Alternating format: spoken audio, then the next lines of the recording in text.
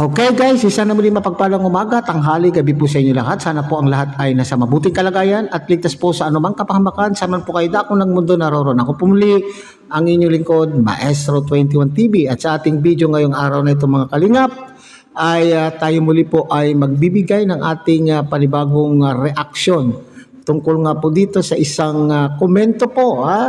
Ito po ay komento po ng isang fan ng Mick Chris Tandem na pag atin pong bibigyan po ng konting opinion, kuro-kuro, komento ang tungkol po dito sa kanya pong naging komento.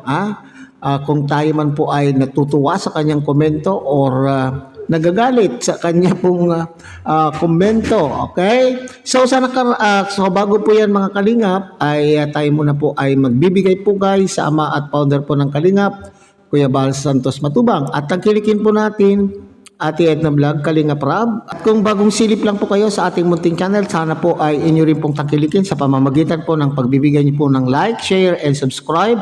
At tuloy pindutin na rin po ang notification bell at nang sa ganon tayo pa rin po ay magkita-kita at magsama-sama sa susunod pa pong mga reaction videos na ating gagawin. Likewise, mega loud shout out sa ating mga kasama po dyan sa Karepa, Kalingap Reactor Partners, sa pamumuno po yan ng ating Presidente Javier De Leon aka Birador, at ganoon din po sa ating mga kasamahan po dyan na Kalingap Partners, Kalingap Charity Vloggers, lalo na po sa ating mga Kalingap Partners na nariyan po sa iba't ibang Kalingap Landing Pad na mayroon po tayo sa ating bansa. Okay, so sa ating pagpapatuloy mga Kalingap, nakikita po ninyo dyan sa ating monitor ang naturang komento po ng isang masugid na taga-subaybay, taga-suporta po ng Mick Chris Tandem, na sinasabi po niya diyan ay tila baga, kasi alam po naman natin mga Kalingap, okay, usap-usapan sa loob ng community po ng Kalingap ang napipintong pagtatapos daw po ng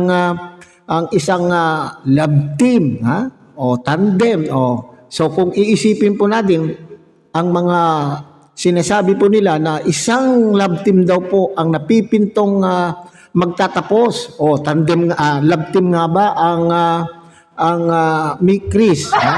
Di ba tandem lang naman po yung Mick Chris? Kasi marami pong nag-aalala at maraming nanghuhula kung sino anong love team po yung matatapos na at anong love team naman po yung magpapatuloy po. Okay. So kung ating pong susuriin at ating pakakaisipin ay kung sinasabing nag-aalala rin po ang Mick Chris na baka tuluyan na rin pong magtapos ay hindi naman po natin yata masasabi. Noon pa man ay sinasabi po nila na hindi po daw love team ang Mick Chris kundi tandem. Kaso nga lamang hindi natin po mawari kung kasama po ito sa sinasabi po nilang magtatapos sapagkat noon pa man din ay marami pong hindi gusto. Marami po sa mga kalaban nating community. Alam na po ninyo kapag sinabi nating kalaban na community, ito yung mga tumutulig sa po sa Kalingap or kumakalaban, pumupuna sa Kalingap na bakit daw po itong mga love team ay ginawa upang kumita ang creator nito o director nito at ang mga batang babae ay pinapares-pares sa mga matatandang lalaki, lalo na po ito nga kini-question po noon paman itong si Krista na bakit daw po ay ito po ay itinandem o ipinares kay Kalingap Mikoy na kung saan ay ang kanila pong mga edad ay talaga naman pong napakalayo po ang agwat. Hindi naman po malayo po yung agwat, kundi maraming pumupuna dahil minor de edad, maraming pumupuna. Baka i-consider po ito na kung sakali ay tatapusin na rin po ang tandem na ito sapagkat yung pong natatanggap po na puna po ng mga nakakapanood ng tandem na ito. Okay, now punta na tayo dito sa komento. Nako po, ang sinasabi po daw niya diyan na kapag itinigil na daw po ang Mick Chris, ay nako, magkakagulo sa daet. Pambihira naman po. Okay? So, sa inyong palagay, ito ba ay nakaka-offend na komento or ano, nakakatuwa? Para sa akin po mga kalingap ay natutuwa ako, natatawa na pambihira naman po itong komentong ito. Para bagang nakakaloka, okay? Para sa akin, okay, so hindi natin maiwasan na minsan ay attached na po tayo doon sa ating pong mga napapanood, doon sa ating mga hinahangaan. So dito ay naglalabas lamang po siya ng kanyang saloobin. Dahil po siguro ay sobra-sobra na po yung kanya pong paghanga, sobra-sobra na po yung kanyang pagsuporta at pagmamahal po sa Mikris. At tapos bigla-bigla na lamang pong mawawala. Di pa para bagang nakakalungkot din po naman kapag bigla-bigla na lamang pong mawala. Pero ang aking reaction po rito mga kalingap, ang ano po yung ating reaction? Literally, hindi naman po ito yung literal. Yung ibig niyang sabihin na magkakagulo sa daet. Hindi naman po ito yung alangan na siya po ay pupunta ng daet mag-isa. Alangan naman. Alaman po siya po ay mag-e-effort na magbibiyahe kung saan man po siya at pupunta ng daet at magki-create po siya doon ng kaguluhan or siya po ay magrarally doon. Okay, so hindi po literal po yung ibig niyang sabihin. Okay, para sa akin, ang pagkakaintindi ko dito mga kalingap ay naglalabas lamang po ng kanyang saloobin at ipinapakita niya at ipinapadaba po niya at ipinagmamalaki niya sa atin lahat na talaga naman pong sobra-sobra yung kanya pong paghanga doon sa tandem na ito. Kaya po siya po ay malulungkot. Siya po ay sobrang malulungkot kung sakasakali ay isa po sa mga ititigil na love team or tandem ay ang itong Mikris. Sana po ay wag na po ninyong wag niyo na pong laitin o wag niyo na pong punahin. Wag nang wag nang laitin ang taong ito kasi alam po naman natin yung pakiramdam ng isa pong panatiko o isa pong tao na nahumahanga nakakapagsalita po ng ganyan pero hindi literal yung kanya pong ibig sabihin.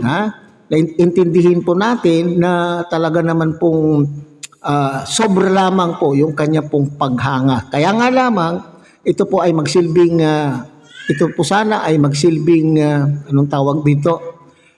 Magsilbing aral o warning na wag naman po tayong masyado kapag tayo po ay humanga ay wag tayong sumobra naman po ano lang tayo, alalay lang, kalma lang po tayo, relax lang po tayo.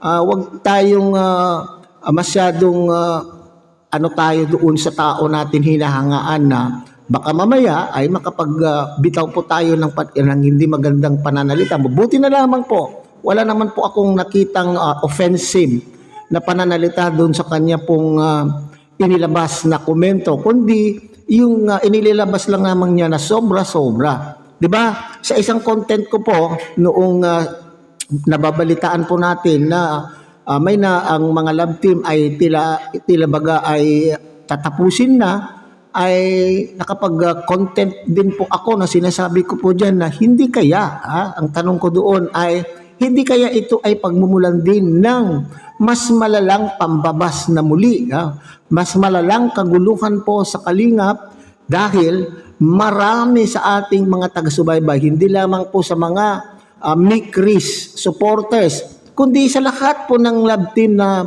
sobra na pong minahal ang at kanila pong mga iniidolo sa mga kalingap serye. Hindi po ba? Hindi kaya ito ay magki-create na muli ng kaguluhan at pagsisimulan na naman po ng pambabas ng mga talagang mga panatikong ayaw pa muna. Kung maaari ay ayaw po muna itigil ang mga kinagigiliwan po nilang mga love team. Okay, so siguro naman pwede tayong mag-air ng ating saloobin na tayo po ay hindi makaka-offend, hindi tayo makakapanakit sa damdamin din po ng mga taong involved dyan po sa mga kalingap serye. Pwede naman po tayong maglabas ng ating salubin na maayos, na makiusap po kayo, makiusap po ang mga supporters na kung maaari ipagpatuloy pa. At sana lang din naman itong mga taga-suporta ay mangangako na hindi sila magiging magulo, at walang awayan ng bawat taga-suporta ng bawat tandem, kasi lumalabas din po ngayon, hanggang sa ngayon may napabasa pa rin po akong mga pag-aaway, ng panlalait ng mga iba-ibang mga taga-supporter ng iba't ibang mga love team. Mahalin po natin lahat ang mga Kalingap Angels. Alalahanin po natin na sila po ay mga produkto po ng Kalingap at sila po ay mga Kalingap. So kung talagang mahal po natin ang Kalingap, suportahan po natin lahat ng ating mga Kalingap Angels. Okay? So hanggang dyan na lang muna tayo siguro mga Kalingap. Muli, tangkilikin po natin Kuya Bal Santos Matubang, Ate Edna Vlog, Kalingap Rob. At muli pinapakiusapan po kayo na sana po ay inyo rin pong tangkilikin ang munting channel na ito sa pamamagitan po ng pagbibigay niyo po ng like, share, and subscribe, at tuloy pindutin na rin po ang notification bell, at nang sa ganon, tayo pa rin po ay magkita-kita at magsama-sama sa susunod pa pong mga reaction videos na ating gagawin. Muli, isang mapagpalang umaga, tanghali, gabi po sa inyong lahat. Mabuhay po kayo at God bless everyone.